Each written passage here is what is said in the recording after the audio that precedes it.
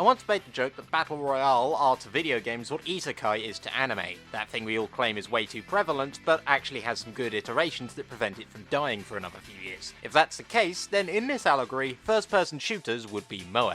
They have their roots in the 90s, they became inescapable in the early 2010s, and they're at their best when they involve tanks. Admittedly, that comparison does stretch a bit thin, but what really unites them is that they're both my guilty pleasures when it comes to their respective mediums. I fucking love a decent FPS, and I fear I may also love a bad FPS. At the moment, several notable shooter franchises are stagnating, and it's only going to get worse if something isn't done about it by summer. But while we're waiting for Halo to get more content, Call of Duty to remember how not to be Fortnite, and Battlefield to find a nice spot in which to bury itself, there's a new FPS in town.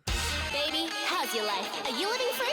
Let's forget everything and have some fun! Choo choo choo! Battlebit Remastered is a game that is only being developed by 3 people. Mr. Okie Dokie, Battlecot, and the Liquid Horse. Just for the sake of ease, I'm going to refer to them as Hakos Bales, because here, they just play dice at their own game. I mentioned earlier this year that my ideal video game would be an FPS with vehicles and anime girls. This game actually does something even better than that. It's an FPS game with vehicles and graphics that can actually run on my computer. When the second beta was happening, someone saw my computer screen and asked me, "Are you playing Roblox?" And honestly, I couldn't refute them. I'm unsure if Roblox came into the fold during this game's development, but the game looks damn fine. Despite being low poly, nothing looks basic. Just a glance over at the work they do on modelling the weapons and you'll see why. Although, speaking of the weapons, even at pre-release this feels more complete than a lot of launches as of recent. Not only do all the guns have about 24 attachments each, but there are 6 classes, game modes that go beyond domination and TDM, vehicles, and even proximity chat. That last feature is something I, among others, have taken advantage of. I think there's French people in the server. It's V for proximity, right? Yeah. Volume all the way up. Oh no. Yes. Fuck's sake. You've been left because you started playing that. They stopped reviving you. Oh, and in case you're wondering, that was from Troggerful's Twitch, where they streamed a recent playtest for all the 3 hours that it lasted. For those unaware, the servers went up, thousands crowded onto them, they were having to remove bugs at a pretty impressive rate, then they delayed the playtest to some point in April. Probably. Now, I don't just want to use this video to kiss the game's ass, because frankly I can't get a clickbaity title out of that. Instead, I want to suggest what I would like to see changed or added, although I understand that this won't be stuff everyone agrees with. I know that the devs already have some stuff in the works, such as helicopters and character customization, but one thing I've seen requested a lot is shotguns. Now, with the majority of shooters, it's hard to find a weapon that feels more badass than the old shotty, and while I would be all for its addition into Battlebit, the truth is the game's current meta just doesn't support close-range weaponry. At the moment, the game is living up to the field part of Battlefield Killer, since the maps tend to be either flat and all the snipers have a field day, or at cities, where you have close-quarters combat for about 5 minutes until the snipers have established a decent nest in the buildings, and then proceed to have a field day. What I'd like to happen is a few more areas that are exclusively close quarters, or some that have sniper positions, but that come with an inherent risk to them. Basically, I want a map design that will not instantly slap players in the face for wanting to play the objective, instead giving them routes across no man's land for potential flanking opportunities. Then the additions of shotguns will not feel like taking a sword to a gunfight.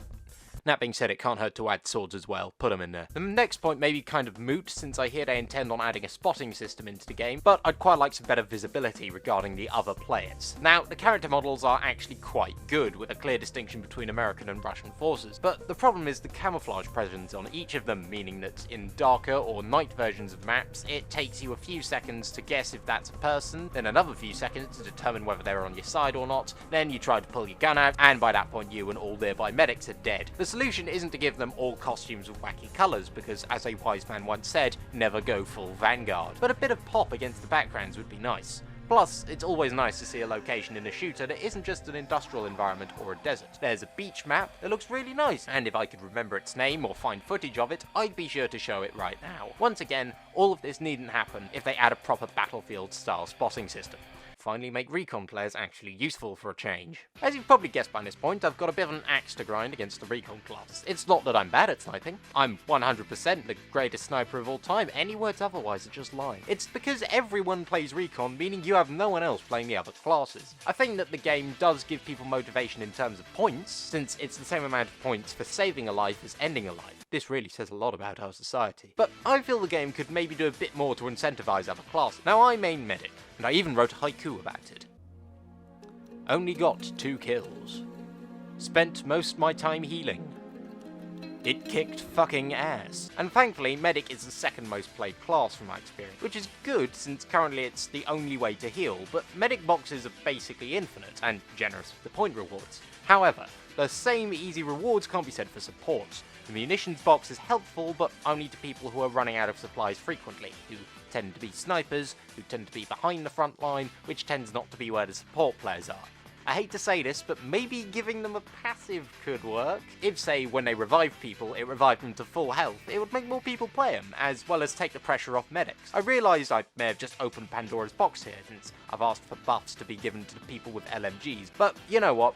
If a game doesn't have in-place turrets, let people become the in-place turrets. Now, a buff to the engineer pick rate comes with this next idea, which is giving transport vehicles more of a presence. This will probably do the trick, because the best way to make people play the fellow with the explosive projectile death sticks is to give more things for the death sticks to be projected at. This is going to be remedied by the addition of helicopters and attack boats, and the tank is already pretty good, but transport vehicles specifically need to be a lot more potent. The fact this game has vehicles already puts it above most of the games like it on the market, so when people get into a vehicle and realise they aren't able to see anything unless they're driving or in the gunner seat, it leaves a bit of a sour taste in their mouth. Basically, just allow people to shoot out the side of the cars, or even heal the vehicle while you're inside it. Of course, do this where the people have a chance to actually shoot back at you, to make it in a way where it's actually fair, but this could go a long way to making things feel like you're truly going on a full push against the enemy team, and would go a long way to getting the intended experience of only in battlefield moments outside of battlefield. And that last bit's a sticking point for me. This last request is definitely a personal preference thing, and it is the least likely to happen in this entire video.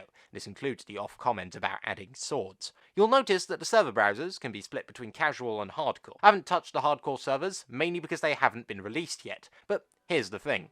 The TTK in casual is really fucking quick. Add on top of this, the bleeding mechanic may finish you off even if you do survive that one gunfight. So here's what I suggest. Turn casual mode into bullshit mode. Either increase the TTK, remove the bleeding mechanic, or if you're feeling really nice, do both of those and add in a health regen, but a very slow one. We don't want to give people more excuses not to play medic. Obviously, for hardcore mode, keep it as is, if not more extreme. Then we can have a game that serves everyone, without having them get in the way of each other.